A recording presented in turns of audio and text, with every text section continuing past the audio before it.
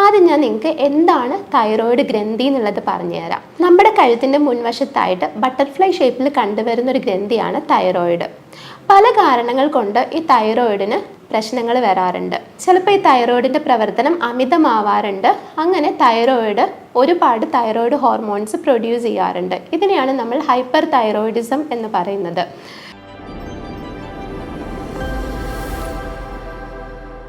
ഞാൻ doctor Tinu S, senior consultant, doctor Basil homeo hospital, Pandikkad, Malappuram ജില്ല.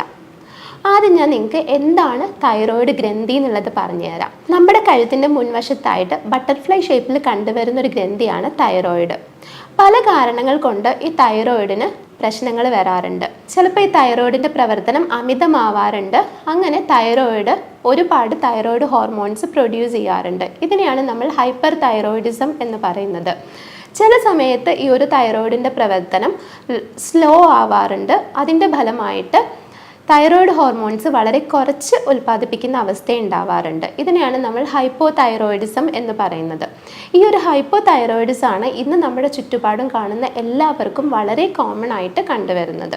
സാധാരണയായിട്ട് തൈറോയിഡ് രോഗം ഉണ്ടാവാനുള്ള 3 കാരണങ്ങൾ ഞാൻ പറഞ്ഞുതരാം. ഒന്നാമത്തത് ഭക്ഷണത്തിലുള്ള അയഡിൻ്റെ കുറവ്. ഈ ഒരു തൈറോയിഡ് ഹോർമോൺ ഉണ്ടാക്കാൻ വേണ്ടിയിട്ട് അതിൽ മെയിനായിട്ട് ഉപയോഗിക്കുന്നത് അയഡിൻ എലമെൻ്റ് ആണ്. അപ്പോൾ ഈ ഭക്ഷണത്തിൽ അയഡിൻ കുറഞ്ഞിട്ടുണ്ടെങ്കിൽ തൈറോയിഡിൻ്റെ പ്രവർത്തനം കുറയുകയും തൈറോയിഡ് ഹോർമോണിൻ്റെ ഉൽപ്പാദനം കുറയുകയും ചെയ്യും. വേറെ ഒന്നാണ് ഓട്ടോ ഇമ്മ്യൂൺ തൈറോയിഡൈറ്റിസ്. സാധാരണ രീതിയിൽ പുറത്തുനിന്ന് ഒരു രോഗം വരുമ്പോൾ നമ്മുടെ ശരീരത്തിൽ ഒരുപാട് ആൻറ്റിബോഡീസ് ആ രോഗത്തിനെതിരായിട്ട് ഉൽപ്പാദിപ്പിക്കും. എന്നാൽ ചില സമയങ്ങളിൽ നമ്മുടെ ശരീരത്തിന് കിട്ടുന്ന തെറ്റായ ഇൻഫർമേഷൻസ് കാരണം ഈ ഒരു ആൻറ്റിബോഡി തൈറോയിഡിനെതിരെ പ്രവർത്തിക്കുകയും തൈറോയിഡ് ഗ്രന്ഥിയുടെ പ്രവർത്തനം മോശമാവുകയും ചെയ്യും. ഇതിൻ്റെ ഫലമായിട്ട് ഒന്നില്ലെങ്കിൽ തൈറോയിഡ് ഹോർമോൺ ഒരുപാട് ഉൽപ്പാദിപ്പിക്കും, അല്ലെങ്കിൽ തൈറോയിഡ് ഹോർമോൺ വളരെ കുറച്ച് ഉൽപ്പാദിപ്പിക്കുന്ന അവസ്ഥ വരാറുണ്ട്. മറ്റൊന്നാണ് സ്ട്രെസ്സ്. ഇന്ന് കുട്ടികളിലും മുതിർന്നവരിലും എല്ലാവരിലും ഒരുപോലെ കാണുന്ന ഒന്നാണ് ആവശ്യമില്ലാതെ ടെൻഷൻ അടിക്കുക, സ്ട്രെസ് ഉണ്ടാവുക, ഇങ്ങനെയുള്ളതൊക്കെ. ഇങ്ങനെ ടെൻഷൻ അടിക്കുമ്പോൾ നമ്മുടെ ശരീരത്തിൽ അഡ്രിനാലിൻ എന്ന് പറഞ്ഞിട്ടുള്ളൊരു ഹോർമോണും കോർട്ടിസോൾ എന്ന് പറഞ്ഞിട്ടുള്ളൊരു ഹോർമോണും ഉണ്ടാവാറുണ്ട്. ഈ ഒരു അഡ്രിനാലിനും കോർട്ടിസോളും നമ്മുടെ തൈറോയിഡ് ഗ്രന്ഥിക്ക് പ്രതികൂലമായിട്ടാണ് ബാധിക്കാറ്. ഇത് തൈറോയിഡ് രോഗം ഉണ്ടാവാനുള്ള കാരണങ്ങളിൽ ഒന്നാണ്. അടുത്തതായിട്ട് നമുക്ക് തൈറോയിഡ് രോഗം ഉണ്ടെങ്കിൽ നമ്മുടെ ശരീരം എന്തൊക്കെ സിംറ്റംസ് കാണിക്കും എന്നുള്ളത് പറഞ്ഞു തരാം. സാധാരണ രീതിയിൽ നമുക്ക് തൈറോയിഡ് രോഗം ഉണ്ടെങ്കിൽ നമുക്കത് മനസ്സിലാക്കാൻ സാധിക്കാറില്ല. നമ്മൾ മറ്റെന്തെങ്കിലും കാരണങ്ങൾക്ക് വേണ്ടി ഡോക്ടറെ കാണാൻ പോകുമ്പോഴാണ് നമുക്ക് തൈറോയിഡ് രോഗം ഉണ്ട് എന്നുള്ളത് തിരിച്ചറിയുന്നത്. ഒരു ഉദാഹരണത്തിന് പറയുകയാണെങ്കിൽ നമുക്ക് മുടി കൊഴിച്ചിലുണ്ട്. എന്തൊക്കെ ചെയ്തിട്ട് ഈ ഒരു മുടി കൊഴിച്ചിൽ മാറുന്നില്ല, എന്തൊക്കെ ട്രീറ്റ്മെൻറ്റ് എടുത്തും മാറുന്നില്ല, ഹോം റെമഡീസ് ട്രൈ ചെയ്തും മാറുന്നില്ല, നമ്മൾ ഡോക്ടറെ കാണാൻ പോകുന്നു. അപ്പോഴാണ് നമുക്ക് തൈറോയിഡ് ഉണ്ട്, ഈ ഒരു തൈറോയിഡ് കാരണമാണ് നമുക്ക് ഈ ഒരു മുടി കൊഴിച്ചിൽ ഉണ്ടാവുന്നതെന്ന് മനസ്സിലായിട്ടുള്ളത്. ഈ ഒരു തൈറോയിഡ് ചികിത്സിച്ച് മാറ്റിക്കഴിഞ്ഞാൽ മാത്രമേ ഉള്ളൂ ആ സമയത്ത് ഈ മുടി കൊഴിച്ചിൽ മാറുള്ളൂ. വേറൊന്നാണ് പീരിയഡ്സ് ഇറഗുലർ ആയിട്ട് വരിക. നമുക്കൊരു 1, 2, 3 മാസം നമുക്ക് പീരിയഡ്സ് ഇല്ലാതെ വരികയും പിന്നെ ഈ ഒരു പീരിയഡ്സ് പിന്നെ ഇടയ്ക്ക് മാത്രം വരികയും ചെയ്യും. ഇതും തൈറോയിഡ് രോഗത്തിൻ്റെ മറ്റു ലക്ഷണമാണ്. ചില സമയങ്ങളിൽ ഒരു മാസത്തിൽ 2, 3 പ്രാവശ്യം പീരിയഡ്സ് വരുന്ന അവസ്ഥ ഉണ്ടാവാറുണ്ട്. മറ്റൊന്നാണ് മുടി ഡ്രൈ ആയി പൊട്ടിപ്പോവുക, നഖം ഡ്രൈ ആയിട്ട് പൊട്ടിപ്പോവുക, സ്കിന്ന് ഡ്രൈ ആവുക, ചൊറിച്ചിൽ വരിക, അമിതമായിട്ടുള്ള വണ്ണം, അതേപോലെ തന്നെ വിശപ്പില്ലായ്മ. ഈ ഒരു തൈറോയിഡ് ഹോർമോൺ അധികം നമ്മുടെ ശരീരത്തിൽ ഉൽപ്പാദിപ്പിക്കുന്നില്ല എന്നുണ്ടെങ്കിൽ ഇത് നമ്മുടെ ദഹന വ്യവസ്ഥയെ ബാധിക്കാറുണ്ട്. അതോടെ നമ്മുടെ ദഹന വ്യവസ്ഥ വളരെ സ്ലോ ആയിട്ട് വർക്ക് ചെയ്യുന്ന അവസ്ഥയാണ് ഉണ്ടാവുന്നത്. അതുകൊണ്ട് തന്നെ നമുക്ക് ഭക്ഷണം കഴിക്കേണ്ട തോന്നൽ നമുക്ക് ഉണ്ടാവില്ല. അതേപോലെ തന്നെ മലബന്ധം, നമുക്ക് എന്തൊക്കെ ട്രീറ്റ്മെൻറ്റ് ചെയ്താലും ഈ ഒരു മലബന്ധം മാറില്ല. തൈറോയിഡ് കാരണമുള്ള മലബന്ധം നമുക്ക് തൈറോയിഡ് ചികിത്സിച്ച് മാറ്റിക്കഴിഞ്ഞാൽ മാത്രമേ മാറുള്ളൂ. അതേപോലെ കുട്ടികളില്ലാതിരിക്കുക, ഇതും തൈറോയിഡ് രോഗത്തിൻ്റെ മറ്റൊരു ലക്ഷണമാണ്. വേറൊന്നാണ് എന്ത് ജോലി ചെയ്യാനും നമുക്ക് ഉന്മേഷം ഉണ്ടാവില്ല. നമുക്ക് എപ്പോഴും ഉറക്കം വന്നുകൊണ്ടിരിക്കും. ഒരു ജോലി നമുക്ക് കംപ്ലീറ്റ് ചെയ്യാൻ പറ്റില്ല, ഉന്മേഷക്കുറവ്. ഇത് തൈറോയിഡ് രോഗത്തിൻ്റെ ഒരു പ്രധാന ലക്ഷണമാണ്. മറ്റൊന്നാണ് ആങ്സൈറ്റി, ഉത്കണ്ഠ, എന്തിനോടും പേടി, എന്ത് കാര്യം ചെയ്യുമ്പോഴും പേടി, ആവശ്യമില്ലാതെ ഒരു കാരണമില്ലാതെ നമുക്ക് പേടി വരിക മനസ്സിന്. ഇത് തൈറോയിഡ് രോഗത്തിൻ്റെ ഒരു ലക്ഷണമാണ്. മറ്റൊന്നാണ് സ്ത്രീകൾക്ക് മീശ പോലെ രോമവളർച്ച വരിക, താടി പോലെ രോമവളർച്ച വരിക, അതേപോലെ ചെസ്റ്റിൽ വയറിലൊക്കെ അമിതമായിട്ട് രോമ വളർച്ച കാണാം. ഇതൊക്കെ തൈറോയ്ഡ് രോഗമുള്ളവർക്ക് പൊതുവെ കാണാറുള്ളതാണ്. പിന്നെ കണ്ണിൻ്റെ താഴെ നീര് വരിക, കാലിൽ നീര് വരിക, ഇതൊക്കെ തൈറോയ്ഡ് രോഗത്തിൻ്റെ ലക്ഷണമാണ്. എന്നാൽ ചിലർക്ക് ഇതൊന്നും കാണില്ല. ചിലർക്ക് തൊണ്ടയിൽ എന്തോ ഇരിക്കുന്ന ഒരു ഫീലാണ് വരിക. ഭക്ഷണം കഴിക്കുമ്പോൾ ഈ ഭക്ഷണം നേരെ അങ്ങ് ഇറക്കാൻ പറ്റാത്ത അവസ്ഥ, കിടന്നുറങ്ങുമ്പോൾ നേരെ ശ്വാസം കിട്ടില്ല, കഴുത്തിൽ എന്തോ ഇങ്ങനെ അമർത്തി പിടിച്ചൊരു ഫീല്. ഇത് സാധാരണ ഒരു 40-45 വയസ്സ് കഴിഞ്ഞ സ്ത്രീകളിലാണ് കൂടുതലായിട്ട് ഇങ്ങനെ കണ്ടുവരാറുള്ളത്. പിന്നെ നമുക്ക് ഈ ഒരു തൈറോയ്ഡ് രോഗം ഉണ്ടെങ്കിൽ നമ്മൾ എന്തൊക്കെ ഫുഡുകൾ ഒഴിവാക്കണം എന്നുള്ളത് നോക്കാം. സാധാരണ രീതിയിൽ പറയാറ് ക്യാബേജ്, കോളിഫ്ലവർ, ബ്രക്കോളി പോലുള്ള ക്രൂസിഫറസ് വെജിറ്റബിൾസ് ഒഴിവാക്കാനാണ് നമ്മൾ പറയാറ്. ഈ ഒരു ക്രൂസിഫറസ് വെജിറ്റബിൾസ് പൊതുവെ തൈറോയ്ഡ് ഗ്രന്ഥിയെ പ്രതികൂലമായിട്ട് ബാധിക്കുകയും ഇത് ചിലപ്പോൾ തൈറോയ്ഡ് ഗ്രന്ഥിയുടെ പ്രവർത്തനം അമിതമാവാനും അല്ലെങ്കിൽ സ്ലോ ആവാനും കാരണമാവാറുണ്ട്. അതേപോലെ തന്നെ ഗ്ലൂട്ടൻ ഇൻടോളറൻസ് ഉള്ള ആൾക്കാർക്ക് ഗ്ലൂട്ടൻ അടങ്ങിയ ഭക്ഷണം കഴിക്കുമ്പോൾ തൈറോയ്ഡ് ഗ്രന്ഥിയെ പ്രതികൂലമായിട്ട് ബാധിക്കുന്നത് കാണാറുണ്ട്. എക്സാമ്പിൾ പറയുകയാണെങ്കിൽ ഗോതമ്പിൽ ഒരുപാട് ഗ്ലൂട്ടൻ ഉണ്ട്. ഗോതമ്പ് കഴിക്കുന്നവർക്ക് തൈറോയിഡിൻ്റെ പ്രവർത്തനം മോശമാവാറുണ്ട്.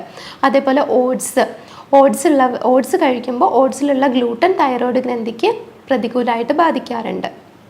പിന്നെ മറ്റൊന്നാണ് കപ്പ, മരച്ചീനി പോലുള്ള പച്ചക്കറികൾ. ഇത് കഴിക്കുമ്പോഴും തൈറോയ്ഡ് ഗ്രന്ഥിക്ക് പ്രശ്നം സംഭവിക്കാറുണ്ട്. പിന്നെ പറയാനുള്ളത് തൈറോയ്ഡ് ഉണ്ടെങ്കിൽ നമ്മൾ ഉറപ്പായിട്ടും കഴിച്ചിരിക്കേണ്ട ഭക്ഷണങ്ങൾ എന്തൊക്കെയാണെന്നുള്ളതാണ്. അയഡിൻ്റെ ഡെഫിഷ്യൻസി കാരണമാണ് നമുക്ക് തൈറോയ്ഡ് ഹോർമോൺ ഒരുപാട് ശരീരത്തിൽ ഉൽപ്പാദിപ്പിക്കാത്തത്. അതുകൊണ്ട് നമ്മൾ പുറത്തുനിന്നുള്ള അയഡിൻ സപ്ലൈക്ക് വേണ്ടിയിട്ട് മീനുകൾ ഒരുപാട് കഴിക്കുന്നത് നല്ലതാണ്. കടൽ മീനുകളിൽ ഒരുപാട് അയഡിൻ ഉണ്ട്. അതേപോലെ തന്നെ ഈ ഓട്ടോ ഇമ്മ്യൂൺ തൈറോയിഡൈറ്റിസ് പോലുള്ള കണ്ടീഷൻസിൽ സെലീനിയം ഒരുപാടുള്ള ഭക്ഷണങ്ങൾ കഴിക്കുന്നത് വളരെ നല്ലതാണ്.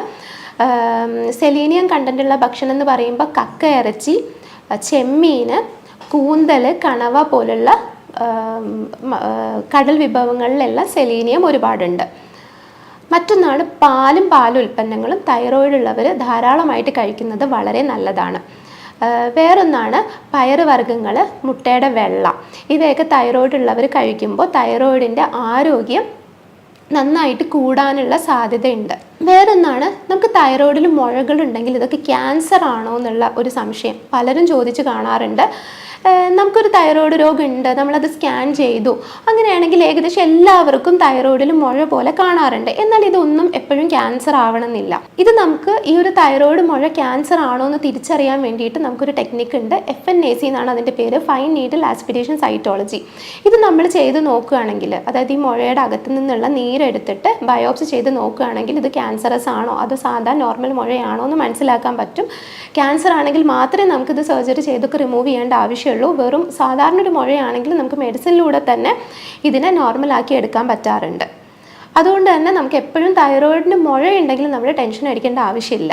പിന്നെ നമ്മൾ വീഡിയോൻ്റെ ആദ്യം പറഞ്ഞ പോലെ എല്ലാവരുടെയും സംശയമാണ് തൈറോയിഡ് ഒരു മാറാ രോഗമാണോ, തൈറോയിഡ് ഉണ്ടെങ്കിൽ നമ്മൾ ജീവിതകാലം മുഴുവനും മെഡിസിൻ കഴിക്കേണ്ടതുണ്ടോ, ഇത് നോർമലായാൽ നമുക്ക് മെഡിസിൻ നിർത്താൻ പറ്റുമോ എന്നൊക്കെ ഉള്ളത്. എന്നാൽ എൻ്റെ ഒരു എക്സ്പീരിയൻസിൽ പറയുകയാണെങ്കിൽ സാധാരണ രീതിയിൽ ഒരു വിധപ്പെട്ട തൈറോയ്ഡ് രോഗങ്ങളെല്ലാം നമുക്ക് ഒരു 3 മുതൽ 6 മാസം മെഡിസിൻ കഴിക്കുന്നതോട് കൂടിയിട്ട് നമുക്ക് മാറ്റിയെടുക്കാൻ പറ്റാറുണ്ട്. ഇതിൻ്റെ കൂടെ നമുക്ക് ജീവിതശൈലിയിൽ കുറച്ച് മാറ്റങ്ങളും വരുത്തേണ്ടതുണ്ട്. ഞങ്ങൾ ഇതിന് വേണ്ടിയിട്ട് ചെയ്യുന്നത് എന്തൊക്കെയാണെന്ന് വെച്ചാൽ രോഗിയുടെ മാനസികവും ശാരീരികവുമായിട്ടുള്ള കാരണങ്ങളെല്ലാം കണക്കിലെടുത്തിട്ട് കോൺസ്റ്റിറ്റ്യൂഷണൽ ട്രീറ്റ്മെൻ്റ് ആണ് നൽകുന്നത്. ഇതിന് വേണ്ടിയിട്ട് ChatGPT പോലുള്ള ആർട്ടിഫിഷ്യൽ ഇൻ്റലിജൻസ് മെത്തേഡും അതേപോലെ തന്നെ യൂറോപ്യൻ സോഫ്റ്റ്വെയറിൻ്റെ സഹായത്തോടും എല്ലാം കൂടിയിട്ട് രോഗിയുടെ മുഴുവനായിട്ടുള്ള രോഗനിർണയം നടത്തുകയും അതേപോലെ രോഗകാരണം കണ്ടെത്തിയിട്ട് അതിന് ചികിത്സ നടത്തുകയാണ് ഞങ്ങൾ ചെയ്യുന്നത്. അതേപോലെ തന്നെ ജർമ്മനിയിൽ നിന്നും പ്രത്യേകം ഇറക്കുമതി ചെയ്യുന്ന പൊട്ടൻസി മരുന്നുകൾ ഉപയോഗിച്ചിട്ടാണ് രോഗിക്ക് ചികിത്സ നൽകുന്നത്. സാധാരണയായിട്ട് തൈറോയിഡിന് ഞങ്ങൾ നൽകാറുള്ള മെഡിസിൻസ് നാട്രമ്യൂർ, അയഡം, തൈറോയിഡിനും ഇവയൊക്കെയാണ്. എന്നാൽ ഓരോ രോഗിക്കും കോൺസ്റ്റിറ്റ്യൂഷണൽ ട്രീറ്റ്മെൻ്റ് ആണ് നൽകുന്നതെന്ന് പറഞ്ഞു. ഓരോ രോഗിയുടേതായ അവരുടേതായ മാനസികവും ശാരീരികവുമായിട്ടുള്ള പ്രത്യേക കാരണങ്ങൾ കണക്കിലെടുത്തിട്ട് അവർക്കുള്ള മെഡിസിൻസ് തീരുമാനിക്കുകയാണ് ഞങ്ങൾ ചെയ്യുന്നത്. പല രോഗികൾക്കും ഹോസ്പിറ്റലിൽ നേരിട്ട് വരാൻ പ്രയാസമുള്ളവരാണ്. അവർക്ക് ഫോണിലൂടെ പരിശോധിച്ചിട്ട് മെഡിസിൻസ് വീട്ടിലേക്ക് അയച്ചു തരികയും ചെയ്യുന്നതാണ്. തൈറോയിഡ് രോഗവുമായിട്ട് ബന്ധപ്പെട്ടിട്ടുള്ള സംശയങ്ങൾക്ക് വേണ്ടിയിട്ടും ചികിത്സയ്ക്ക് വേണ്ടിയിട്ടും താഴെ കാണുന്ന നമ്പറിൽ നിങ്ങൾക്ക് എന്നെ ബന്ധപ്പെടാവുന്നതാണ്.